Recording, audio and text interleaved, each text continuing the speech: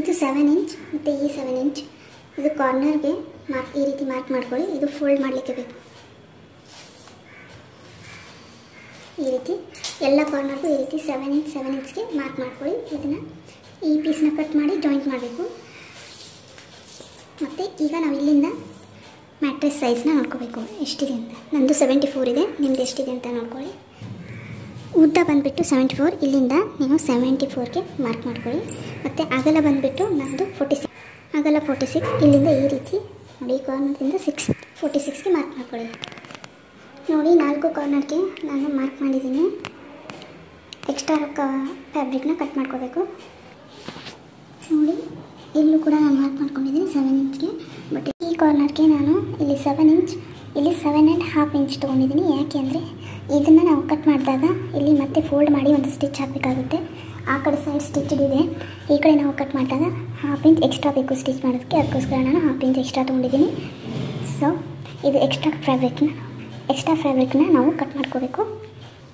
ಮತ್ತು ಇಲ್ಲೂ ಕೂಡ ಎಕ್ಸ್ಟ್ರಾ ಫ್ಯಾಬ್ರಿಕ್ನ ನಾವು ಕಟ್ ಮಾಡ್ಕೋಬೇಕು. ಇವಾಗ ಈ 4 ಸೈಡ್ ಕಾರ್ನರ್ಗಳನ್ನು ಕಟ್ ಮಾಡ್ಕೊಳ್ಳೋಣ ಈ ರೀತಿ. ಮತ್ತು ಇಲ್ಲಿ ಎಕ್ಸ್ಟ್ರಾ 1/2 ಇಂಚ್ ಬಿಟ್ಟಿದ್ದನ್ನ ಈ ರೀತಿ ಫೋಲ್ಡ್ ಮಾಡಿ ಸ್ಟಿಚ್ ಹಾಕಬೇಕು.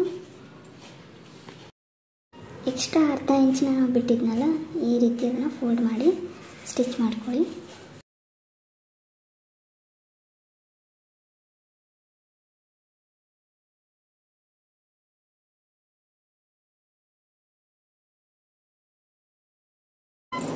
ನೋಡಿ ಈ ರೀತಿ ಸೈಡ್ ಸ್ಟಿಚಿಂಗ್ ಹಾಕೊಳ್ಳಿ.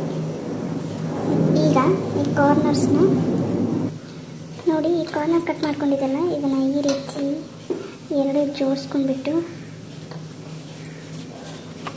ಇಲ್ಲಿ ಒಂದು ಈ ರೀತಿ ಸ್ಟಿಚ್ ಹಾಕ್ಕೊಳ್ಳಿ. ಈ ರೀತಿ 4 ಕಾರ್ನರ್ಗಳಿಗೆ ಇದೇ ರೀತಿ ಸ್ಟಿಚ್ ಹಾಕ್ಕೊಳ್ಳಿ.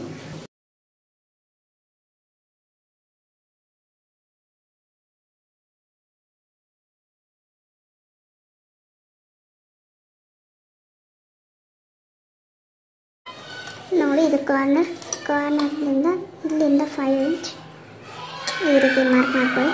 ಮತ್ತು ಈ ಕಡೆಯಿಂದ 5 ಇಂಚ್, ಇದು ಟೋಟಲ್ 10 ಇಂಚ್ ಇದೆ. ಇದು 7.5 ಇಂಚ್ ಇದೆ.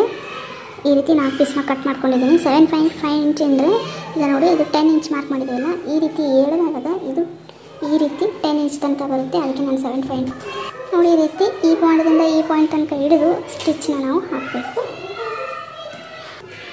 ನೋಡಿ ಈ ರೀತಿ ಪಿನ್ ಹಾಕೊಂಡಿದ್ದೀನಿ ನಾನು 2 ಸೈಡ್. ಈಗ ಸ್ಟಿಚ್ ಮಾಡಿದ್ರೆ ಇದು ಎಳೆದುಬಿಟ್ಟು ಇಲ್ಲಿ ಸ್ಟಿಚ್ ಹಾಕೊಂಡ್ಬಿಡಿ.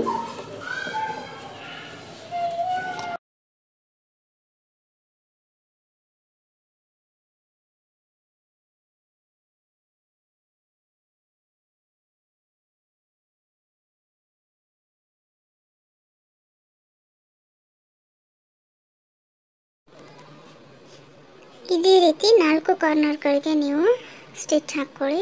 ನೋಡಿ ಇವಾಗ ಯಾವ ರೀತಿ ಕಾಣುತ್ತೆ ಅಂತ. ಫಿಟ್ಟೆಡ್ ಬೆಡ್ಶೀಟ್ ನೋಡಿ ಎಷ್ಟು ಚೆನ್ನಾಗಿ ಕಾಣಿಸುತ್ತೆ ಅಂತ. ನೀವು ಈ ರೀತಿ ಒಮ್ಮೆ ಟ್ರೈ ಮಾಡಿ ನೋಡಿ. Thank you.